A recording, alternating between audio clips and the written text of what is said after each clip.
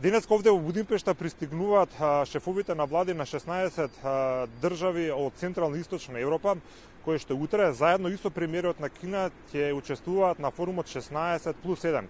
Практично ова е еден бизнис и економски форум на кој што голем број стопанственици од овие земји ќе разговараат за можностите за економска соработка. Македонска делегација ќе биде предводена од премиерот Зоран Заев, а ќе бидат придружуван практично и од министерот за култура Ала Ѓозовски, од вице-премиерот за економски прашања Кочо Анѓушев и министерот за економија.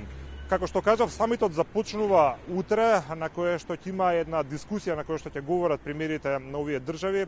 Според протоколот најавено е да зборува или своје обраќање да има и премиерот Зоран Заев.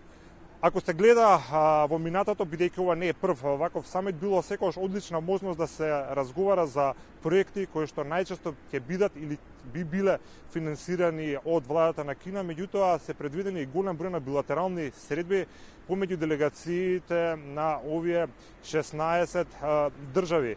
Она што го дознаваме е дека во вторник присуството на Зоран Заев, на премиерот овдека во Будимпешта, ќе биде искористено и за билатерални средби со унгарскиот премиер Виктор Орбан, меѓутоа и со кинескиот премиер.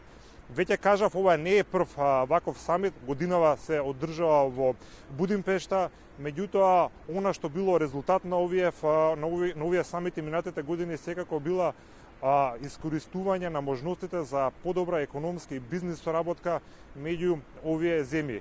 Своето присуство веќе го потврдија, кажав, премиерите на овие други земји од Централна и Источна Европа и нивните делегации секако се придружени и од премиери, меѓутоа и од голем број на стопанственици.